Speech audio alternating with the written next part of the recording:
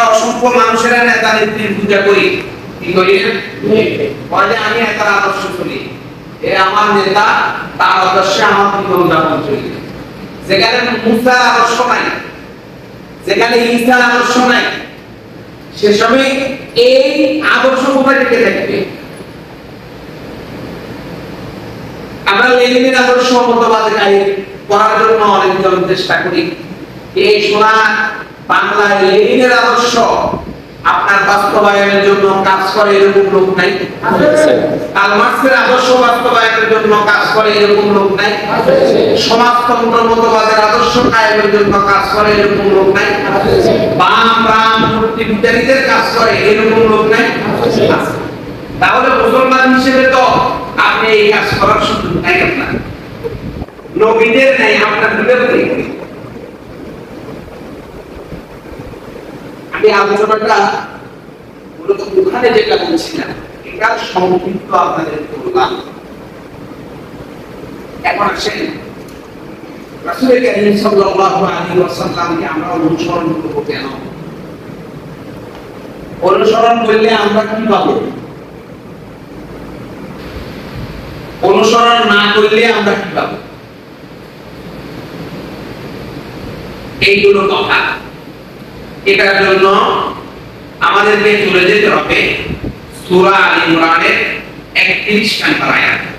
কুল in কুনতুম তুহিব্বুনাল্লাহা ফাত্তাবিউনি ইউহিব্বুকুমুল্লাহ ওয়া ইয়াগফির লাকুম যুনুবাকুম ওয়াল্লাহু গফুরুর রহিম। আল্লাহ পাক রব্বুল আলামিন বলেন, বলুন হে নবী আপনি লোকদেরকে বলে দেন, কি বলবেন? তারা কি আমাকে যথার্থ ভালোবাসে? কাকে? আল্লাহকে। কথা বলে না, কাকে? আল্লাহকে। আল্লাহকে। আমি যদি আপনাদেরকে বলি আপনারা কি আল্লাহকে ভালোবাসেন? কথা লাগে না? বাসি। আল্লাহ বলেন আপনারা কি আল্লাহকে ভালোবাসেন? বাসি। ভালোবাসেন। কেন ভালোবাসেন? এই বর্ষে যদি বলি আল্লাহকে ভালোবাসার অসংখ্য কারণ আছে। আছে। বলেন আপনি আল্লাহকে কেন ভালোবাসেন? আল্লাহ আমাদের মালিক। ওনার বক্তব্য হলো আল্লাহ আমার মালিক। এই কারণে আল্লাহকে ভালোবাসেন। আপনি কি কারণে ভালোবাসেন? আল্লাহ আমাদের রব। ওই কারণে ভালোবাসেন। আল্লাহ আমাদের সিদ্ধাতা। আল্লাহ আমাদের পালনকর্তা। আল্লাহ চাইলে মায়ের গর্ভ থেকে আমাকে আকর্ষণ করে বের করে দিতে পারতেন, কি পারতেন না? জি। আল্লাহ চাইলে আমাকে মানুষ না বানিয়ে সিরিয়াল কুকুর হায়ওয়ান জানোয়ার বানাইতে পারতেন। আল্লাহ চাইলে ঘরে পাঠাইতে পারতেন, আমাকে হিন্দুর ঘরে পাঠাইতে পারতেন। আল্লাহ চাইলে আমাকে খ্রিস্টানের ঘরে পাঠাইতে পারতেন। আল্লাহ চাইলে আমাকে অন্ধ বানাতে পারতেন। আল্লাহ চাইলে আমাকে বোবা বানাতে পারতেন। আল্লাহ চাইলে আমাকে প্রতিবন্ধী বানাতে পারতেন। আল্লাহ চাইলে দিগায় আমি আজকে স্বয়ংসম্পূর্ণ মানুষ। ঠিক আছে? আলহামদুলিল্লাহ বলেন না? আলহামদুলিল্লাহ। ভালোবাসার অসংখ্য কারণ আছে, অসংখ্য কারণ। আমি যদি বলতে যাই কারণগুলো, শুধু আপনি যদি আপনার দেহের দিকে তাকান আপনি কারণ বলে শেষ করতে পারবেন না। কি পারবেন না? তাহলে তাদেরকে বলো তারা যেন আপনাকে অনুসরণ করে তথা মুহাম্মদকে। মুহাম্মদকে অনুসরণ করলে পরে আমার ভালোবাসা তারা পাবে। তারা যদি আমাকে ভালোবাসে তাহলে তারা যেন আপনাকে অনুসরণ করে। আপনাকে কি করে? অনুসরণ করে। অনুসরণ করলে আমি তাদেরকে ভালোবাসবো। আমি তাদেরকে কি বানাবো? ভালোবাসবো।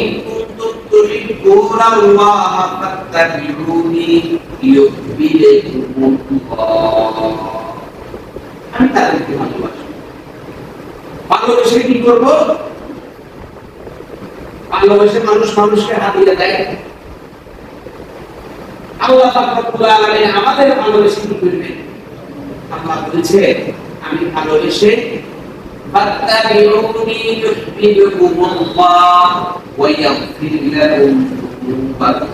আমি তাদের যুনুব তথা গুনাহগুলোকে মাফ করে দেব। সুবহানাল্লাহ। বাংলাদেশে বলেন না?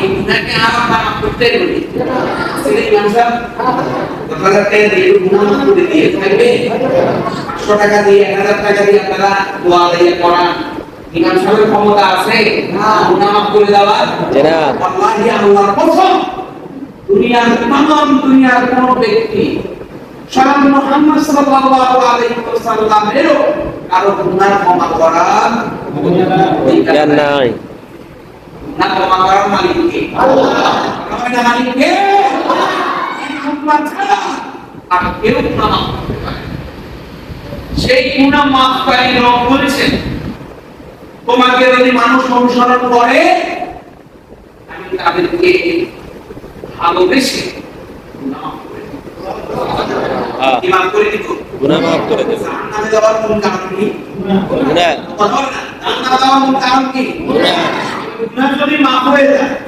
এরপর পয়সা লাগে আরে গুনাহ নাই আপনার জীবনে নিয়ে গুনাহ নাই গুনাহ নাই আপনার জীবনে গুনাহ মাফ করে দিয়েছে এর বাকি কিছু আছে বাকিগুলো কি সমাজের বিষয় তাদের সামনে কথা বলবো এটা গুনাহ মাফ করে দিয়েছে জি সান আছে এগুলো দেখ না নেক এটা কাবুল করে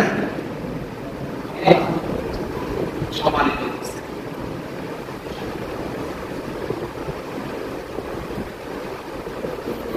এই সম্মানিত ভাইরা আমি মূলত আপনাদেরকে এই আয়াত দিয়ে একটা গুণ ভিতরে নিয়ে আসছি সেটা হলো আল্লাহর ভালোবাসা পেতে হলে একজনকে অনুসরণ করতে হবে only one person একজন সেটা হলো মুহাম্মদ সাল্লাল্লাহু আলাইহি ওয়াসাল্লাম আর কোনো কথা নাই আর কোনো কথা নাই বাকি যত কথা আপনি এখন বলবেন আমি এটার ভালো লাগে এটার অনুসরণ করি কালমাসের মতো বা লেনিনের আদর্শ আপনারা যেগুলো করে রাখেন আমার এই সোনার বাংলায় বাংলার সৃষ্টি হওয়ার পর থেকে 95% মুসলমান 95% মুসলমান যদি মুহাম্মদকে ভালোবেসে যদি কোরআনের পক্ষে দেখতেন 95% মুসলমানের দেশে 95 জন যদি কোরআনের পক্ষে দেখতেন আল্লাহকে ভালোবেসে বাসার জন্য মুহাম্মদকে অনুসরণ করতেন তাহলে কি জালিমেরা নোয়াখালী বাঁধের উপর আপনার দখল করে আপনার এখানে বাড়িঘর নির্মাণ করতে পারতো কথা বলে না পারতো এরা কি আল্লাহ রাসূলের অনুসারী না কথা বলে না অনুসারী না আমি বুঝে গেছে এরা আল্লাহ রাসূলের অনুসারী নয় এরা আরো বিদ্যার আদর্শ বাস্তবায়নের জন্য কারণ নেতা নেত্রী পূজা করার জন্য এই কামগুলো করেছে শত শত মানুষ শত সমস্ত মানুষকে আজকে 1.5 থেকে 2 মাস পর্যন্ত লুকিয়ে রেখেছে ঠিক কোনো কাজ নাই তাহলে বুঝা গেছে যে আমরা খুশি শুনিও অনেকজন নামুজার মানুষ মেয়েরা যদি বলে আমি আল্লাহ রাসূলের ভালোবাসাকে অনুসরণ করে নিব হ্যাঁ কিন্তু ও কাজে আল্লাহ রাসূলের বিরুদ্ধে শক্তি দিলা এর মধ্যে এমনি আশ্রয় আল্লাহ রাসূল বলে দেখা আচ্ছা সাইকে কাজে কাছে দেখা বলতে আপনি দিলাই না আসলে বিকাশ যাবে এটা আল্লাহ রাসূল এটা মুসলিমতে কইছে না এই ঘটনা এমন না কথা না ঘটনা এমন না এই বিনা মাসি কি করে বলতে বলে কারণ এটা কাছে টাকা আসলে এলাই না ওই দলের সাথে হবে সে দলের মুহাম্মদ নাই সম্মানিত উপস্থিতি এখন আসেন তাহলে মোরাল কথাগুলো আমরা আল্লাহ রাসূলকে অনুসরণ করা ছাড়া আর কোনো উপায় নেই যদি মুসলমান হই যায় এখন আসেন আমরা বাস্তব জীবনে আল্লাহ রাসূলকে কতটুকু অনুসরণ করি এটা আমি আজকে আপনাদেরকে বলার জন্য বলছি দাঁড়িয়েছি বাস্তব জীবনে আমি আপনাকে বলছি আমি আমাকে বলছি রাসূল সাল্লাল্লাহু আলাইহি ওয়াসাল্লাম আপনি যখন ঘুমাতে গেলেন আল্লাহ রাসূল ঘুমাতেন না তাহলে আপনিও ঘুমাইতে যাচ্ছেন আল্লাহ রাসূল যেভাবে ঘুমাইতেন সেভাবে ঘুমানোটা হলো অনুসরণ আল্লাহ রাসূলকে বুঝতে পেরেছেন জি আল্লাহ রাসূল যেভাবে ঘুমাইতেন আল্লাহ রাসূলের ঘুমানোটা কি আমাদের কাছে স্পষ্ট নয় ইমাম সাহেব কখনো জিজ্ঞাসা করছিলেন আল্লাহ রাসূল কেমন ঘুমাইতেন আমি এইভাবে ঘুমাইতে চাইছি জিজ্ঞেস এখানে আপনারা যারা আছেন দুই একজন বাদে আপনাদের জিজ্ঞেস করেন না করলে বুঝলাম তুমি এটা আবার আল্লাহ রাসূলকে কি এই পরটা নাটক আর নাই না ঘুমায় না রাসূল সাল্লাল্লাহু আলাইহি ওয়াসাল্লাম ঘুমাতেন কিনা ঘুমাইতেন তাহলে বুঝা গেছে যে আল্লাহ রাসূল যখন ঘুমাতেন ঘুমানোর ক্ষেত্রেও আল্লাহ রাসূলের অনুসরণ আছে আল্লাহ রাসূল যখন ভোর রাতে জাগতেন কখন জাগতেন সেক্ষেত্রেও আল্লাহ রাসূলের অনুসরণ আছে কিনা আমরা কখনো ইমাম সাহেবকে জিজ্ঞাসা করি না ইমাম সাহেব আল্লাহ রাসূল কখন জাগতেন জেগে কি করতেন কারণ আল্লাহ রাসূলকে অনুসরণ ছাড়া তো আর কোনো উপায় নাই সেহেতু আমার জানা দরকার আল্লাহ রাসূল কখন ঘুম থেকে জাগতেন ঘুম থেকে জাগার পরে ওনার কর্মজীবন কিভাবে শুরু হতো আমরা কখনো জিজ্ঞাসা করি না আল্লাহ রাসূল ইমামতি করেছেন কিভাবে ইমামতি করেছেন অনেক কষ্ট করিলেন না আমরা অসংখ্য ইমাম রয়েছি খতিব রয়েছে আমরাও জানি না আল্লাহ রাসূলের ইমামতি কিভাবে থাকে আল্লাহ রাসূল লাঠি হাতে খুতবা দিতেন ওমর রাদিয়াল্লাহু তাআলা তরবারি হাতে খুতবা দিতেন ইরানের আয়াতুল্লাহ মুনতাজির 147 হাতে খুতবা দিতেন এটা বোঝা যাচ্ছে যে ইমাম মানে হলো নেতা ইমাম সমাজের নেতৃত্ব দেবে সমাজের বিচার আচারে ইমাম অংশগ্রহণ করবে কোন সালিস বাণিজ্য চলবে না এই ইমামের নেতৃত্বে সমাজ চলবে ইমাম যে কথা বলবে কোরআন এবং হাদিসের আলোকে এই কথা লড়া করার ক্ষমতা থাকবে না কিন্তু আমার ইমামতি আজকে ওই সভাপতি আর সেক্রেটারি বলা করে গিয়েছে সভাপতি সত্তরায় আমি কি করে দেয় সেক্রেটারি সত্তরায় কি করে দেয় নতুবা কালকে সকালবেলা আমরা চাকরি করতে যাবে কি নাই আমার নাই আছে আমার নাই আছে সভাপতি ও হাদিস আর ইমাম সাহেব ওই জালিমের অনুসারী করতে পারি না তাহলে রাসূল সাল্লাল্লাহু আলাইহি ওয়াসাল্লামের ইমামতি আমার ইমামতি কি এখনো না অসংখ্য ইমাম সাহেব যারা জিজ্ঞাসা করেন ইমাম সাহেব আল্লাহর জমিনে দিন কায়েমের জন্য আপনার কি ভূমিকা ইমামরা যারা আছেন মনে কষ্ট নেবেন না আল্লাহর জমিনে যে ইসলাম প্রতিষ্ঠা হবে আপনার কি ভূমিকা বলেন রাসূল সাল্লাল্লাহু আলাইহি ওয়াসাল্লাম যে রাষ্ট্রনায়ক ছিলেন রাষ্ট্র সংস্কারের স্বপ্ন দেখেছেন রাষ্ট্রটাকে কোরআনের আলোকে চালাতে এই ক্ষেত্রে আপনার কি ভূমিকা দেখেন ইমাম সাহেব বলতে আন মুসলমান সাকার কি বলে না বলে না আপনারাও কিছু মানুষ আছে ইমাম সাহেব কি রাজনীতি করবেন মেয়েদের জয়েন করার সময় জিজ্ঞাসা করে আপনি কোন রাজনীতি লোক জড়িত আছেন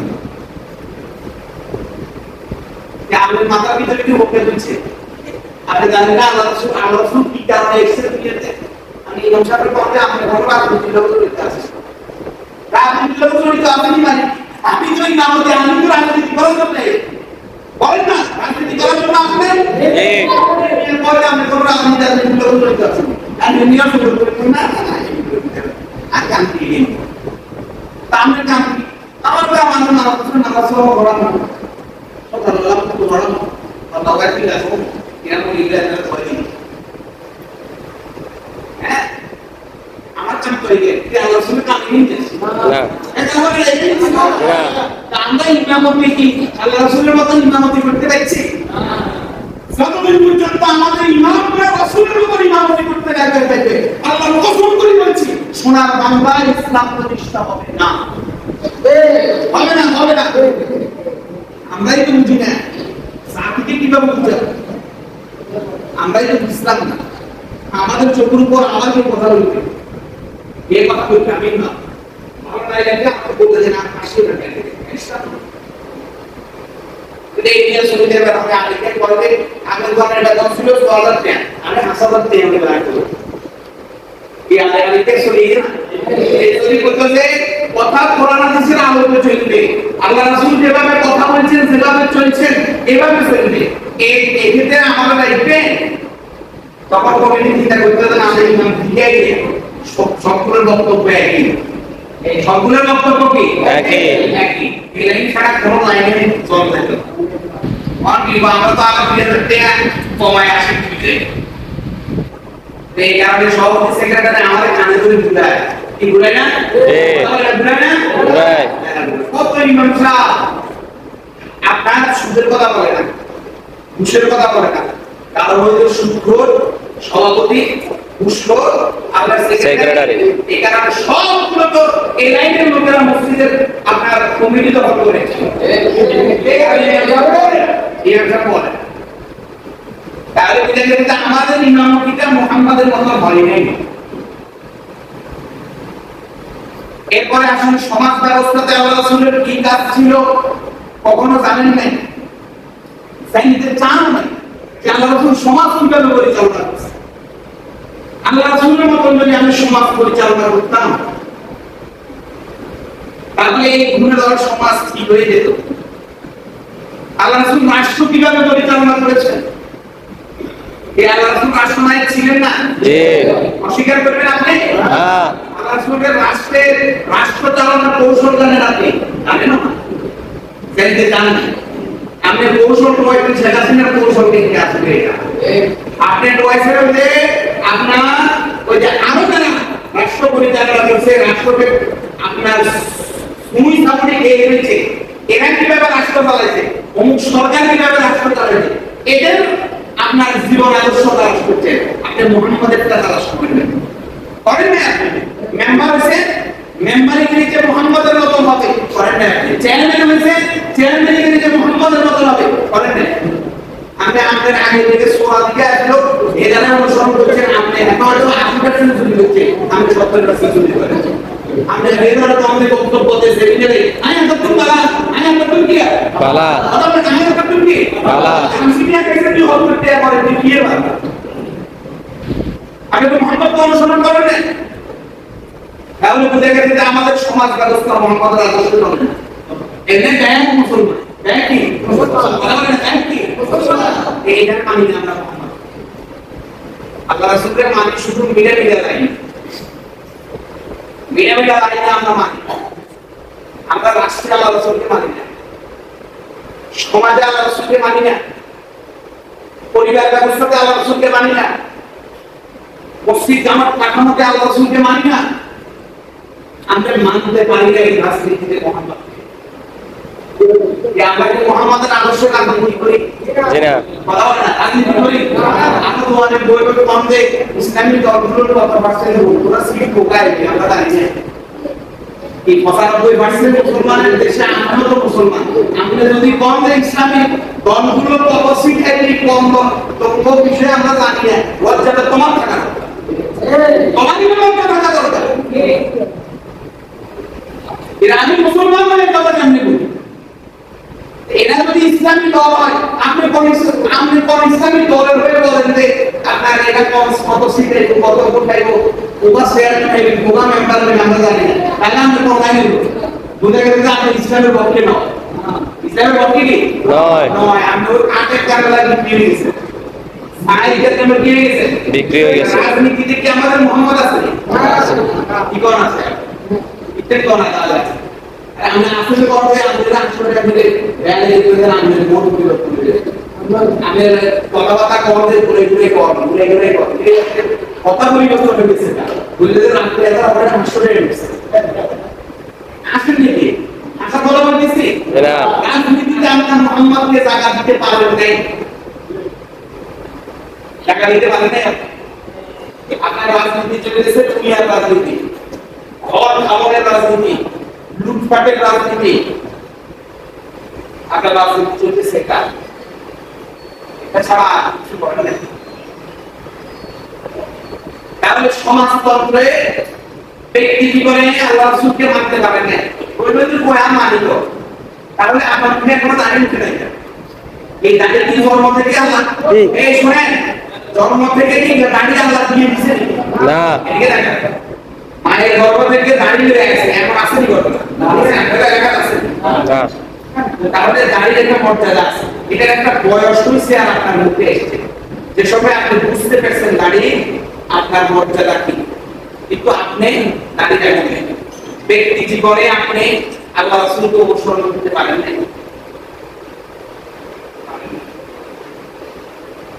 মসজিদের প্রথম সারির মুসল্লি, প্রথম সারির মুসল্লি আল্লাহ রাসূলকে অনুসরণ করা।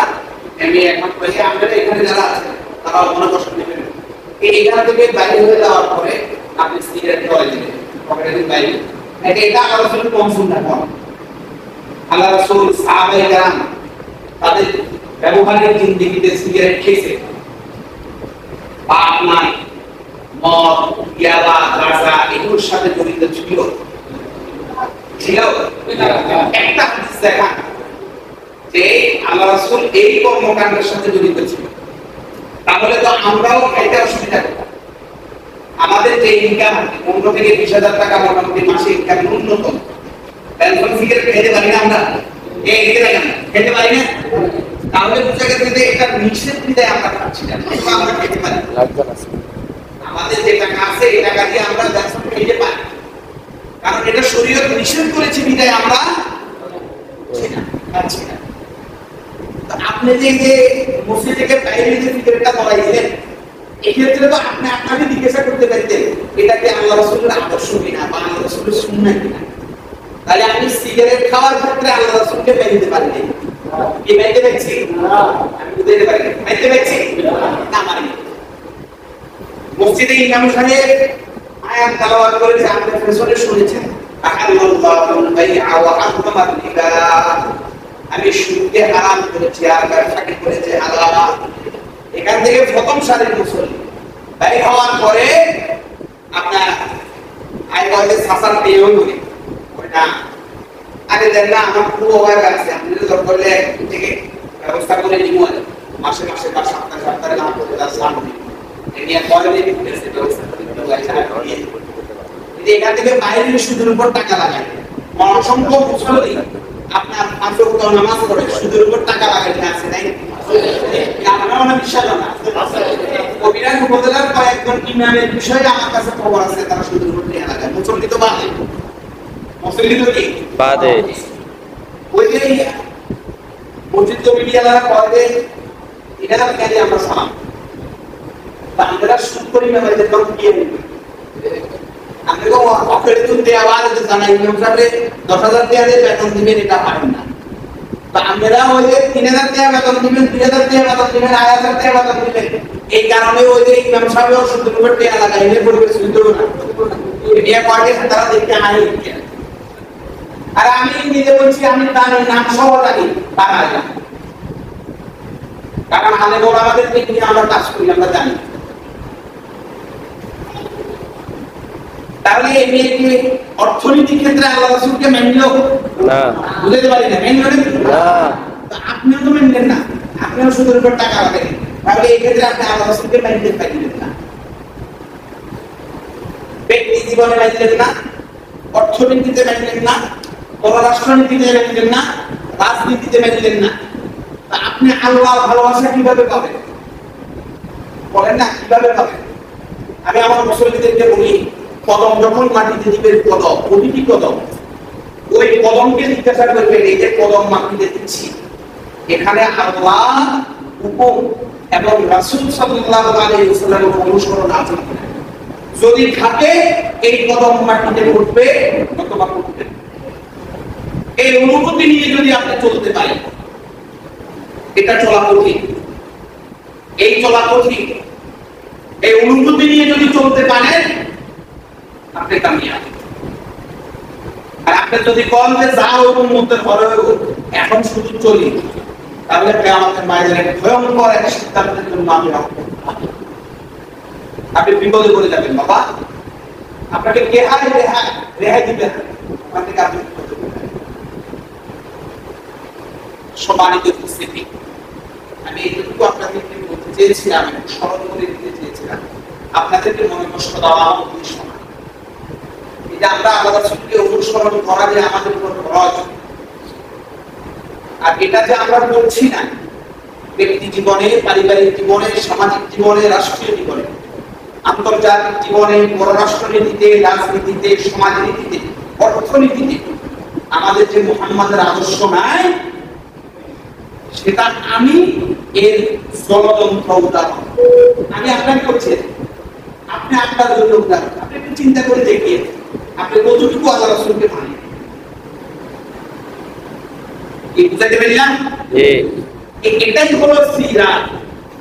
আল্লাহ রাসূলের জীবন আদর্শ জেনে সেই অনুযায়ী আমল করার নাম হলো সিরাত। যে আমরা সিরাতের উপর অনুসরণ করতেছি। সম্মানিত উপস্থিতি, আমি ওই দিনের আলোচনা এতক্ষণ পর্যন্ত আপনাদেরকে সামারিটা বলেছি যে আমরা এই বিষয়টা নিয়ে ওই দিন আলোচনা করেছিলাম। এখন আসেন আমরা এখানে একটা বিষয় নিয়ে আলোচনা করব, সেটা হলো রাসূল সাল্লাল্লাহু আলাইহি ওয়াসাল্লামের টোটাল হায়াত কত বছর। দেখুন আল্লাহ রাসূলের মোট হায়াত কত বছর? 66 বছর। মাশাআল্লাহ। আল্লাহ রাসূলের টোটাল হায়াত কত বছর? 66 বছর। যারা জানতেন না তারা আজকে জেনেছেন। আলহামদুলিল্লাহ বলেন। আলহামদুলিল্লাহ। আল্লাহ রাসূলের হায়াত প্রথমত দুই ভাগে বিভক্ত। এটা আমি আমার মতো করে আপনাদেরকে বোঝানোর জন্য বলছি। কয় ভাগে বিভক্ত? দুই ভাগে। দুই ভাগে বিভক্ত। একটা হলো নবুয়তের আগে, আর একটা হলো নবুয়তের পরে। আল্লাহ রাসূলের নবুয়তের আগে কত বছর? এর মধ্যে বের 40 বছর। 40 আর বাকি আছে কত? 23। তাহলে দুই ভাগে বিভক্ত। একটা হলো 40, একটা হলো 23। এখন আসেন আমি 40-এর যে বছরগুলো এগুলো নিয়ে কথা বলবো না। আমি আল্লাহ রাসূলের যে 23 বছর, এই 23 বছর হলো নবুয়তের বছর। এই 23 বছর পবিত্র কালামে হাকিম আল্লাহ রাসূলের উপর নাযিল হয়েছে। আল্লাহ রাসূল এই 23 বছর দ্বীনের দাওয়াত নিয়ে কোমরবানের মতো দুনিয়ার আকাশে কাজ করেছে। আমি এই 23 বছরের কথা রাসূল কারীম সাল্লাল্লাহু আলাইহি ওয়াসাল্লামের 23 বছর আবার দুই ভাগে বিভক্ত। এই 23 বছর কয় ভাগে বিভক্ত? একটা হলো মাক্কি জীবন, আর একটা হলো মাদানী জীবন। আমার মনে একটা হলো মাক্কি জীবন, আর একটা হলো মাদানী জীবন। মাদানী জীবন। এখন একজন বলবে যাকে আমি পুরস্কৃত করব, আল্লাহ রাসূলের মাক্কি জীবন কত বছর, মাদানী জীবন কত বছর? 13 বছর। মাক্কি জীবন 10 বছর। আপনার ওনার কথা কি একমত আপনি? একমত। দুইজন বলছে এই ওনাদেরকে আমি একটু পুরস্কৃত করব। আল্লাহ রাসূলের মাক্কি জীবন হলো 13 বছর, আর আল্লাহ রাসূলের মাদানী জীবন হলো আপনার 10 বছর। কত বছর? 10 বছর। 10 বছর।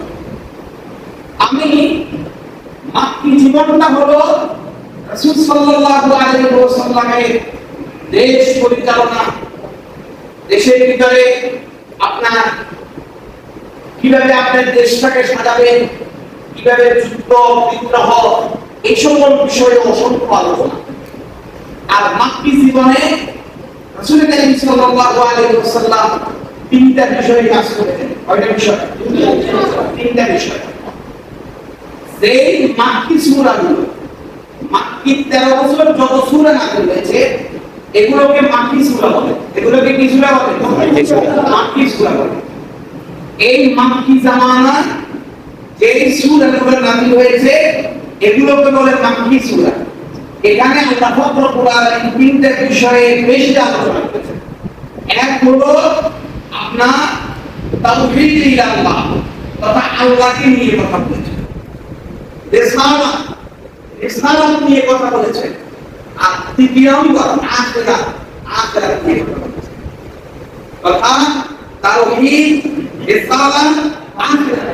তাওহীদ, রিসালাত, আখিরাত। যে আপনি বলেন যে মুক্তি সূরাগুলোর ভিতরে কয় বিষয়ে কথা বলেছেন?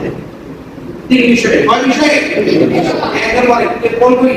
তাওহীদ, রিসালাত, আখিরাত। মাশাআল্লাহ। তাওহীদ, রিসালাত, আখিরাত। তাহলে 13 বছর জিন্দেগিতে তাওহীদ, রিসালাত, আখিরাতের আলোচনা। আর বাকি 10 বছর জিন্দেগিতে ব্যক্তি জীবন, পারিবারিক জীবন, সামাজিক জীবন, রাষ্ট্রীয় জীবন, আন্তর্জাতিক জীবন, পররাষ্ট্র নীতি, রাজনীতি, সমাজনীতি, অর্থনীতি, যুদ্ধ, বিদ্রোহ, তালাক, এই সকল যা কিছু আছে সব কিছু নিয়ে 10 বছরের যে সূরাগুলো নাযিল হয়েছে এগুলোর নাম হলো মাদানী সূরা। কি সূরা? এই সূরাগুলোর ভিতরে আলোচনা করেছে। তাহলে এখন আমরা মোটামুটি কোরআনের দুইটা ভাগ পাইলেন, একটা হলো মাক্কি সূরা আর একটা হলো মাদানী সূরা। মাক্কি সূরাগুলোর ভিতরে তিনটা বিষয় আপনি পাবেন। যখনই মাক্কি সূরা খুলবেন দেখবেন যে আল্লাহর কথা কর, রাসূলের কথা কর আর ফেরাতের কথা। আর মাদানী সূরা যখন খুলবেন দেখবেন যে বদরের কথা বলতেছে, উহুদের কথা বলতেছে, খন্দকের কথা বলতেছে, দেশ কিভাবে চালাইবে, সমাজ কিভাবে চালাইবে, পরিবার কিভাবে চালাইবে, যুদ্ধ বিগ্রহ কিভাবে করবে, কাফেরদেরকে কোথায় নেবে, কোন গিরে গিরে নেবে, এই কথাগুলো কিন্তু আল্লাহ কোরআনে বলছে। সবগুলো ভিতরে মাদানী সূরাগুলোর ভিতরে আলোচনা করেছে। তা আমি মাক্কি সূরাগুলো নিয়ে আপনাদেরকে একটু সংক্ষিপ্ত বলি। রাসূল কারীম সাল্লাল্লাহু আলাইহি ওয়াসাল্লামের বয়স যখন 40, আল্লাহ রাসূল সাল্লাল্লাহু আলাইহি ওয়াসাল্লাম যখন জাবালে নূর, মক্কার লোকেরা এরা পর্বত, এটাকে বলে জাবালে নূর, নূরের পাহাড়, এরা গুহার ভিতরে যখন আল্লাহ রাসূল ধ্যানে মগ্ন, জিবরিল আলাইহিস সালাতু ওয়াস সালাম আল্লাহ রাসূলের কাছে আগমন করেছে। এসে বললেন যে ইকরা পড়ো। আল্লাহ রাসূল বললেন যে আমি পড়তে জানি না। আমি কি করতে জানি না। এভাবে তিনবার বলার পরে যখন আল্লাহ রাসূল বলতেছে যে আমি পড়তে জানি না, আনা বেকারি, জিবরিল আলাইহিস সালাতু ওয়াস সালাম আল্লাহ রাসূলকে জড়িয়ে ধরেছে। এরপরে রাসূল সাল্লাল্লাহু আলাইহি ওয়াসাল্লামকে বলা হয়েছে ইকরা বিসমি রাব্বিকাল্লাযী খালাক, পড়ো তোমার প্রভুর নামে যিনি তোমাকে সৃষ্টি করেছেন। রাসূল কারীম সাল্লাল্লাহু আলাইহি ওয়াসাল্লাম বলা শুরু করেছেন। তাফসীর কারকেরা এখানে ভয়ঙ্কর কথাবার্তাগুলো বলেছেন, আমি ওই দিকে যাচ্ছি না, আমার মূল বিষয় এটা না। রাসূল সাল্লাল্লাহু আলাইহি ওয়াসাল্লামের গায়ে জ্বর চলে আসছে। আল্লাহ রাসূল সাল্লাল্লাহু আলাইহি ওয়াসাল্লাম বাসায় চলে গিয়েছেন। খাদিজাকে বললেন জামবিরুনি, আমাকে কম্বল দাও, আমাকে মনে হয় জিনে আসর করেছে, আমার জ্বর চলে এসেছে, আমি মনে হয় বাঁচব না। খাদিজা বললেন যে কি হয়েছে? ওই ঘটনা এভাবে হয়েছে। খাদিজা তার চাচাতো ভাই ওয়ারাকা ইবনে নাউফালের কাছে চলে গেলেন যে আব্দুল্লাহর বেটা মুহাম্মাদের ঘটনা এইভাবে ঘটছে। ওয়ারাকা ইবনে নাউফাল বললেন যে এটা আল্লাহর পক্ষ থেকে প্রেরিত নির্দেশ, আল্লাহ রাসূল বলেন আমরা যে পৃথিবীর ইতিহাসে তাওরাত, জবুর, ইনজিল, কোরআন, ইনজিলের কথা শুনেছি, ওগুলোর ভিতরে যেভাবে বর্ণনা রয়েছে এই আল্লাহ রাসূলের উপর নবুয়ত আসা শুরু করেছে। সুবহানাল্লাহ। কি আসা শুরু করেছে? নবুয়ত। নবুয়তের আলাম আসা শুরু করেছে। রাসূল কারীম সাল্লাল্লাহু আলাইহি ওয়াসাল্লাম এভাবে সাতটা পদ্ধতিতে কোরআন নাযিল শুরু হয়েছে।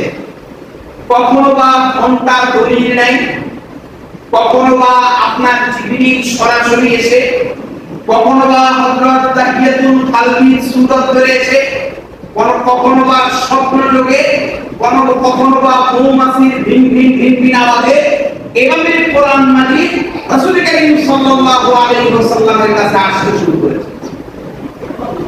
যখন এই সূরা মুদাসসিরের আয়াতগুলো নাযিল হয়েছে, ইয়া আইয়ুহাল মুদাসসির কুম ফাআনজির ওয়া রাব্বাকা ফাকাব্বির ওয়া সিয়াবাকা ফাতাহহির, এ কম্বল মুড়ি দোয়ানে ওয়ালা কিন্তু আপনাকে তো ঘুমানোর জন্য, শুয়ে থাকার জন্য পাঠানো হয়নি।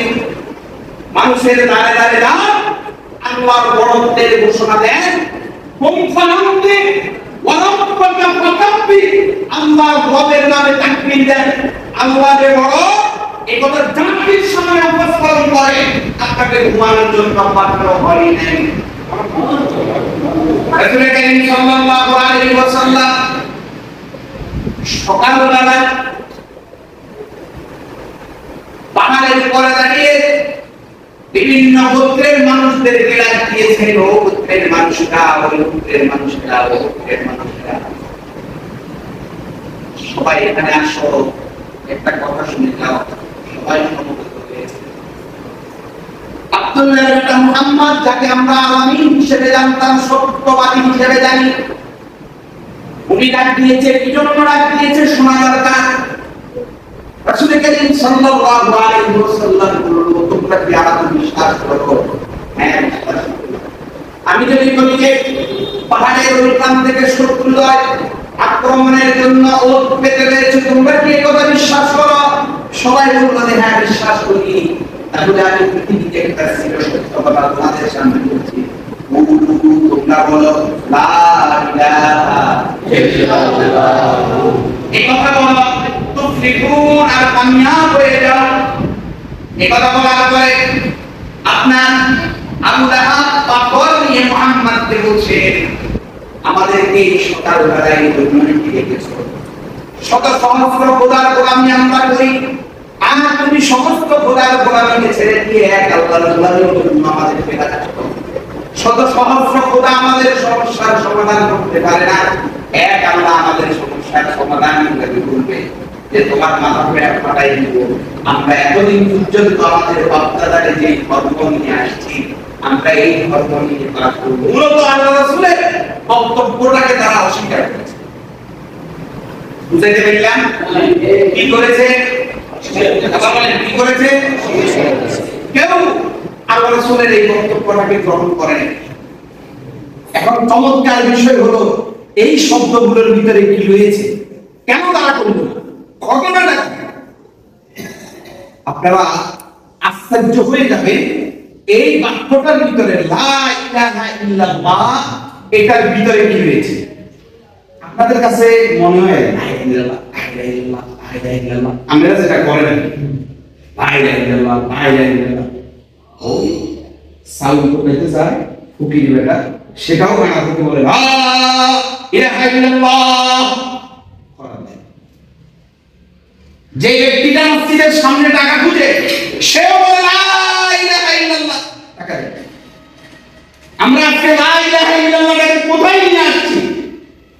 এই তামাম দুনিয়ার মানুষ যারা উম্মাত, তারা যদি নাও বুঝে, মক্কার ওই বিচক্ষণ মানুষেরা বুঝছে লা ইলাহা ইল্লাল্লাহ মানে একটা বিপ্লব।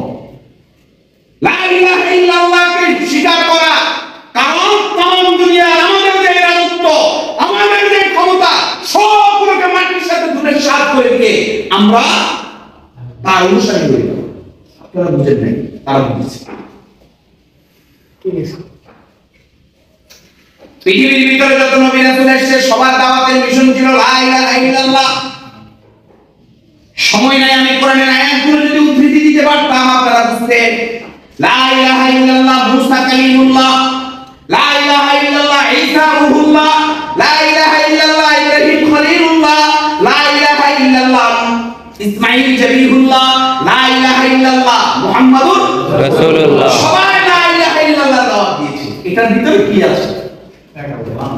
এটার ভিতরে কি আছে? এটা এক ভয়ঙ্কর বিষয়। সম্মানিত উপস্থিতি, এটার ভিতরে আছে কি একটু বলি, আপনারা আমার সাথে বলেন। কালিমায়ে তাইয়্যিবা, কালিমায়ে তাইয়্যিবা, লা ইলাহা ইল্লাল্লাহু মুহাম্মাদুর রাসূলুল্লাহ, কালিমায়ে তাইয়্যিবা অর্থ, আল্লাহ তাআলা ব্যতীত, ইবাদতের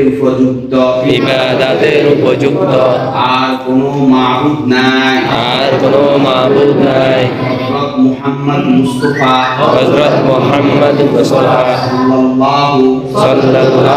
আলাইহি ওয়াসাল্লাম আল্লাহ তাআলার রাসূল। ইমাম সাহেব কালিমার অর্থ এটা না? জি, আমরা পড়াই, আমরা পড়ি, আপনারাও পড়েন, আপনারাও পড়েছেন। তাই জান করতে সাইডের দিকে, সাইড পাঁচ। আচ্ছা, ঠিক আছে। কালিমায়ে তাইয়্যিবার মাধ্যমে আল্লাহর সাথে আমাদের এক নিবিড় ওয়াদা আছে। কালিমায়ে তাইয়্যিবা পারি, কালিমায়ে তাইয়্যিবার অর্থ জানি, কিন্তু এটার সাথে যে আমাদের আল্লাহর সাথে একটা নিবিড় ওয়াদা আছে সেটা জানি না। আমি আজকে কালিমায়ে তাইয়্যিবার ওয়াদাটা আপনাদেরকে শেখাচ্ছি। বলেন কালিমায়ে তাইয়্যিবার ওয়াদা, বলেন কালিমায়ে তাইয়্যিবার ওয়াদা।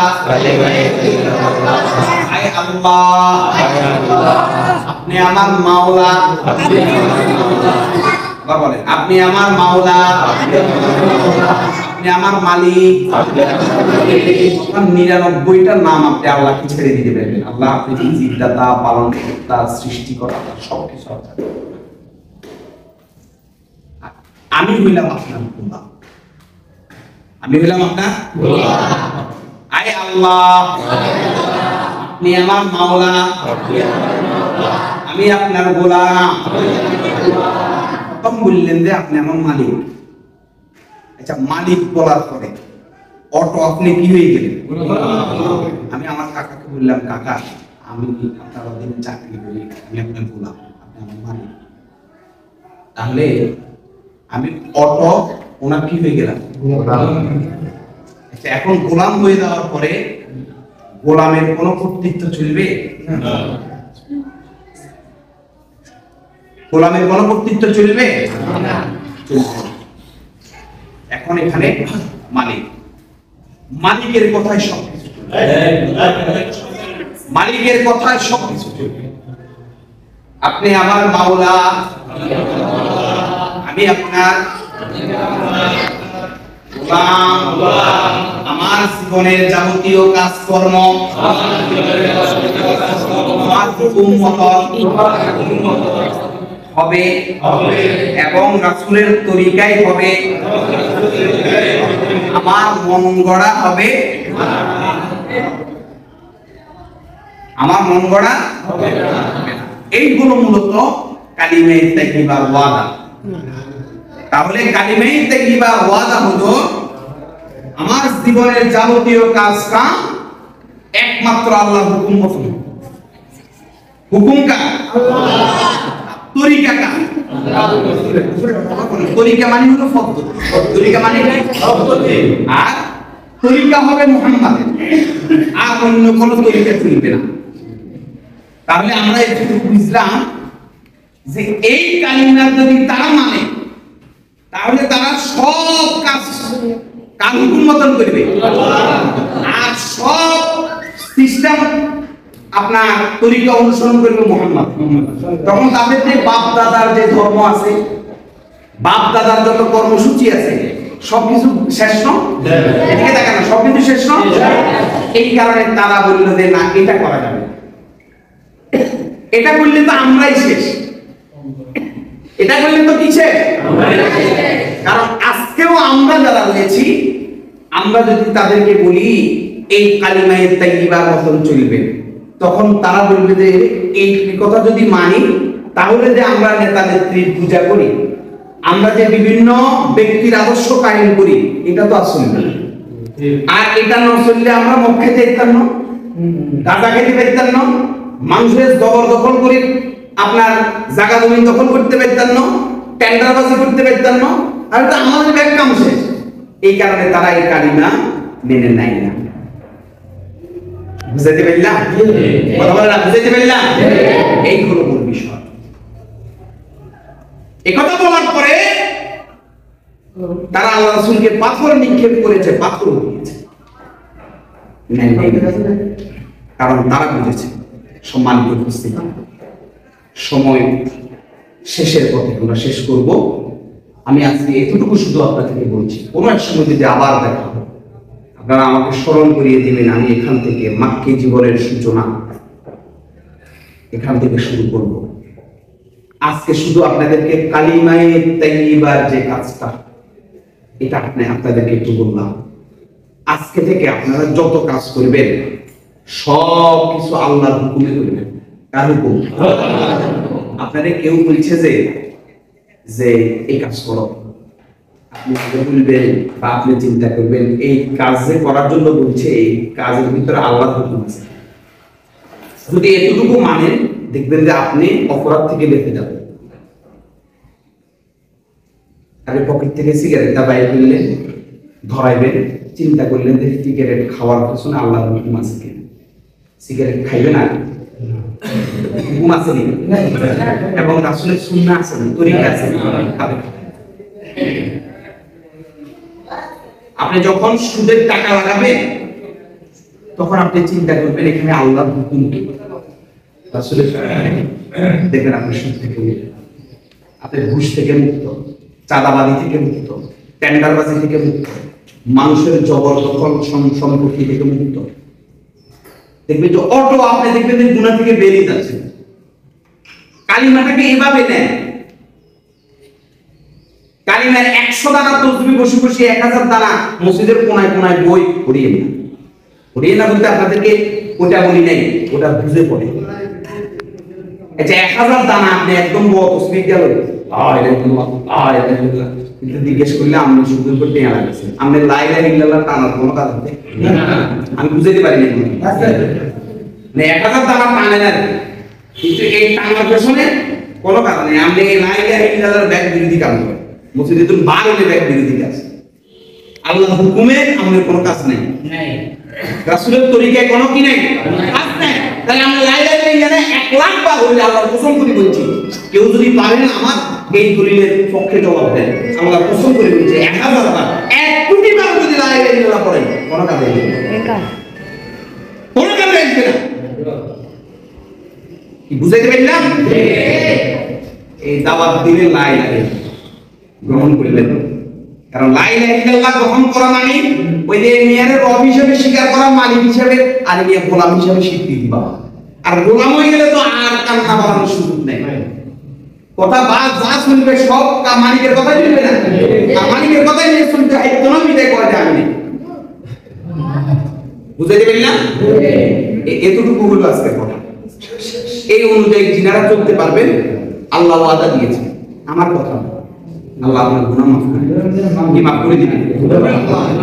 কি মাফ করে দিবেন? গুনাহ মাফ সুবহানাল্লাহ, মাফ করে দিবেন। কারণ আপনি কামিল করেন, আল্লাহ যদি কামিল করলে তারা যদি আমাকে ভালোবাসে, তারা যেন মুহাম্মদকে অনুসরণ করে, মুহাম্মদকে অনুসরণ করলে আমি তাদেরকে ভালোবাসি, ভালোবাসি মাফ করে দেব, গুনাহ মাফ করে দেব। কি মাফ করে দেব? তাহলে এই সুযোগ আজকের এই সিরাতের মাস থেকে এতটুকু জানলাম যে আমার জীবনের প্রতিটি অঙ্গনে আমি মুহাম্মদকে অনুসরণ করব, আর আল্লাহ আমার গুনাহগুলো মাফ করে দেবেন। ওয়া আখির দাওয়ানা আলহামদুলিল্লাহি রাব্বিল আলামিন। কারো কোনো কিছু জানার আছে? আপনাদের মন কষ্ট হয়েছে? কঠিন কথা বলছি তো, কঠিন কথা বলার সময় আমি পাই নাই।